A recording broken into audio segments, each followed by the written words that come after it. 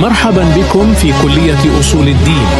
معنا علم الأدوات والتفكير، وإعلاء الأخلاق قبل العلم، وإعطاء الأولوية للأساسيات قبل الجوهر، وكيفية التفكير قبل كيفية الفهم.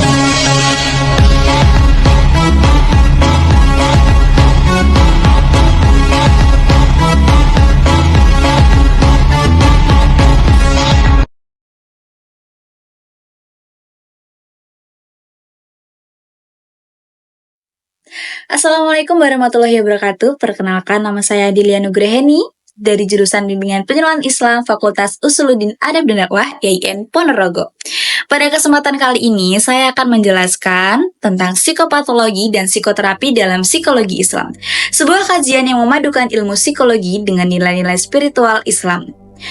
Psikopatologi adalah studi tentang gangguan mental dalam perspektif Islam. Pendekatan ini mencakup aspek biologis, psikologis, dan spiritual. Sementara itu, psikoterapi Islam berfokus pada terapi spiritual berdasarkan Al-Quran dan hadis yang bertujuan untuk penyembuhan kesehatan mental. Sahabat-sahabati, psikopatologi dalam psikologi Islam ini adalah sebuah gangguan mental yang tidak hanya dipandang dari sisi fisik atau psikologi saja, tetapi juga spiritual. Misalnya, konsep nafas yang meliputi nafas al-amarah, jiwa yang cenderung kejahatan, nafas al-lawamah, jiwa yang sering mencela, nafas al-mutmainah, jiwa yang tenang, dan ketidakseimbangan spiritual dalam memperburuk kondisi mental seseorang. Sahabat-sahabati, adapun penyebab dari psikopatologi dalam Islam, ini adalah gangguan mental menurut Islam yang meliputi ketidakseimbangan pada aspek jasmani, rohani, dan sosial. Selain itu, faktor agama seperti jauh dari nilai-nilai ibadah juga dapat menjadi penyebab utama. Adapun psikoterapi ini menjadi solusi dalam psikologi Islam. Psikoterapi dalam Islam ini bertujuan untuk memulihkan kesehatan mental melalui kombinasi teknik modern dan pendekatan spiritual. Terapi ini berlandaskan pada Al-Quran, hadis, dan nilai-nilai Islam yang menuntun pada ketenangan hati. Sahabat-sahabati, ada yang namanya konsep tawakal dan sabar. Tawakal yaitu berserah diri kepada Allah Subhanahu wa Ta'ala, membantu seseorang mengatasi masalah dengan lebih tenang. Sabar juga menjadi kunci untuk menghadapi stres dan juga kecemasan. Ada juga zikir dan doa sebagai terapi. Zikir ini mengingat Allah Subhanahu wa Ta'ala dapat menenangkan hati dan pikiran, sementara doa menjadi alat spiritual yang meningkatkan kesejahteraan psikologis. Nah, keduanya adalah terapi yang efektif dalam psikologi Islam.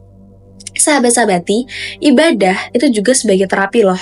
Ibadah seperti sholat dan puasa itu tidak hanya mendekatkan diri kepada Allah saja, tetapi juga memberikan ketenangan batin dan juga pengendalian diri lebih baik.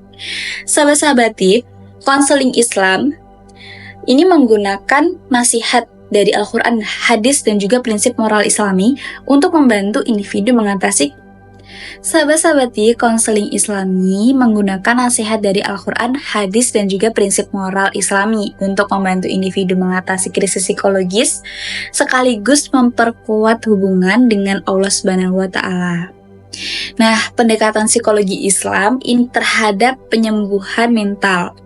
Pendekatan ini itu bersifat holistik dan mengakui bahwasanya hubungan antara aspek kesehatan mental, fisik, dan juga spiritual dengan mengkonstruksi hubungan dengan Sang Pencipta, seseorang itu dapat mencapai ketenangan batin yang sejati.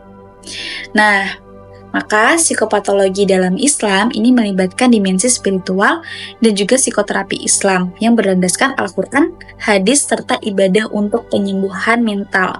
Dengan pendekatan ini, kita dapat membantu individu menemukan ketenangan batin yang juga berkelanjutan. Seperti itu sahabat-sahabati, semoga bermanfaat. Sekian dari saya. Wassalamualaikum warahmatullahi wabarakatuh.